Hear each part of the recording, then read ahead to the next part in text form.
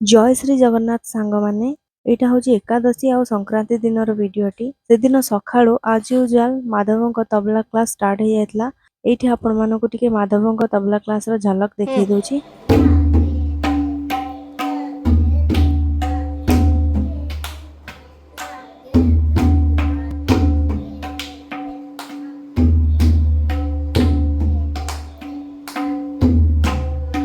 जेहेतु से दिन एकादशी सांग को संक्रांति गोटे दिन में पड़ा भाविली यही दिन टी होम करदे आउ नुआ करी आनिथिबा श्री भागवत ग्रंथ को टी पूजा करदे आ से दिन एकादशी ठारू ही श्री भागवत महाग्रंथ को पढ़ा आरंभ करवा।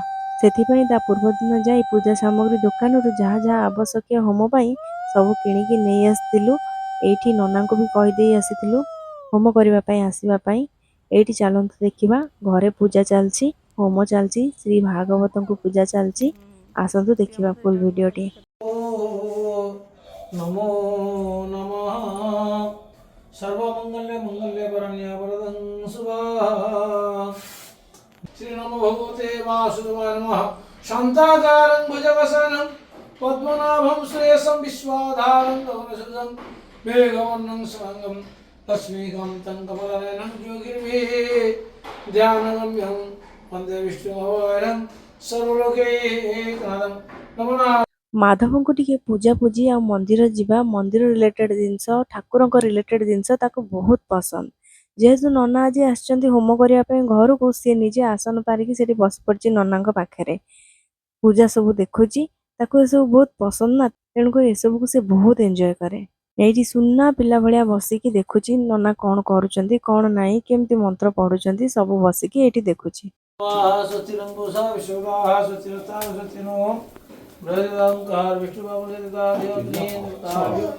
नमो नमः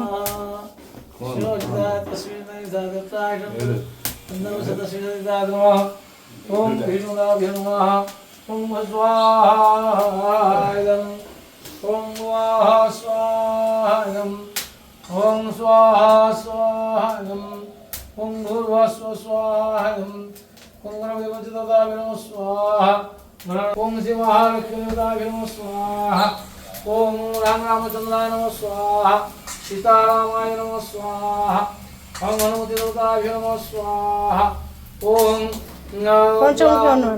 पंचमुखी हनुमानाय नमः स्वाहा ओम श्री लिंगराजाय नमः स्वाहा ओम श्री लोकनाथाय नमः स्वाहा काशी विश्वनाथाय नमः स्वाहा अमरनाथाय नमः स्वाहा केदारनाथाय नमः स्वाहा धवलेश्वराय नमः स्वाहा हम कपिलास जो ईशानेश्वराय नमः स्वाहा कपिलास जीवनामय स्वाहा भवं भवानी सहितं नमामि कर्पूरपूरेण मनोहरेण सुवर्णपात्रधरसंयुधेन दीपवासा एठी हमर पूजा सरी जाइथिला होम सरी जाइथिला।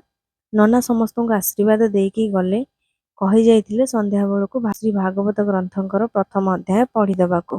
किंतु संध्या समय बेलू हठात बेहरा बाबू आसिक कहले चल पुरी जीवा बोली। तो पुरी जीवा कथा शुणिकी मन आनंद रे भरी जाए। सेथिपाई मु बेहरा बाबू टिके कहली टिके अपेक्षा कर मते आज भागवत श्री महाग्रंथर प्रथम अध्याय पढ़िबार अछि। आज आरंभ करिवार अछि बही टिके अपेक्षा कर मु खाली टिके बही पढ़ी दिए तापरे जीवा। प्लान थिला जे आज टिके साड़ी पिंधिकी बही पढ़िबा पाई जेहेतु आउ टिके समय परे आमे पुरी बाहरिबु तेणुक साड़ी पिंधिकी पुणी आउ थे चेंज कर ड्रेस पिंधिकी जीवा बहुत ही डिफिकल्ट आउ समय भी नष्ट हम। आउ ट्रावेलिंग रे मुझे साड़ी प्रिफर करेनि सांग माने कारण भिड़ भाड़ भितर आमे तो प्रोफेशनल साड़ी पिंधाड़ी नुहंती कि मैनेज करदेवा ताधरे छुआ को भी काखेया को पड़े मत टिके अनकंफर्टेबल लगे साड़ी पिंधिबा बेहरा भी मना करती बाहर कुआड़े गले साड़ी न पिंधिबा। तो से सांग माने मु ड्रेस एकाथरे पिंधिदेली पुरी जीवाई आउे संध्या दे बही पढ़ा स्टार्ट कर देती। जल्दी जल्दी जल्दी जल्दी टिके आज बही पढ़ी देछि टिके मैनेज करदेवे सांग माने किछि भूल भाल थिले निहाती क्षमा करिवे। वासुदेवाय नमो नमः। श्रीमद् भागवत प्रथम स्कंद। नारायणं नमस्कृत्यं नरं चैव नरोत्तमं देवीं सरस्वती व्यासं ततो जयमुदीरयेत्। मुखं करोति वाचालं पङ्गुं लङ्घयते गिरिं यत्कृपातमहं वन्दे परमानन्दमाधवं। निगम कल्पतरोगणितं फलं सुखामुखाद अमृत द्रव्य संयुक्तं पिबत भागवतं रसमालयं मुहुरहो रसिका भुवि भावुकाः। ओम नमो भगवते वासुदेवाय नमः। ओम नमो भगवते वासुदेवाय नमः। ओम नमो भगवते वासुदेवाय नमो नमः।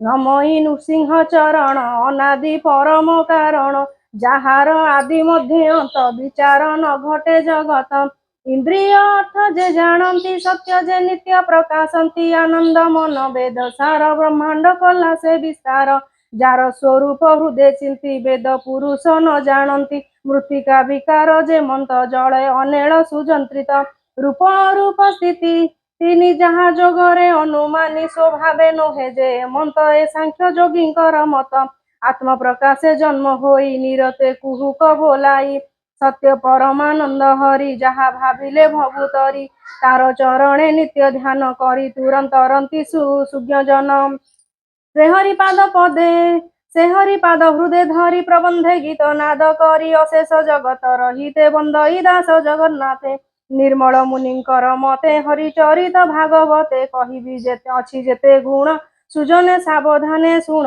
ଏଇଠି ବହି ପଢି ସାରିଲା ପରେ ଆମମାନେ ବାହାରିଥିଲୁ ପୁରୀର ଭିଡ଼ିଓଟି ନେକ୍ସଟ ବ୍ଲଗରେ ଦେଖିବା, ନହେଲେ ଭିଡ଼ିଓଟି ବହୁତ ଲେନ୍ଦି ହେଇଯିବ। ରହିଲି ସାଙ୍ଗମାନେ, ଜୟ ଶ୍ରୀ ଜଗନ୍ନାଥ। ଭିଡ଼ିଓଟି ଭଲ ଲାଗିଥିଲେ ଗୋଟେ ଲାଇକ୍ କରିଦେବେ।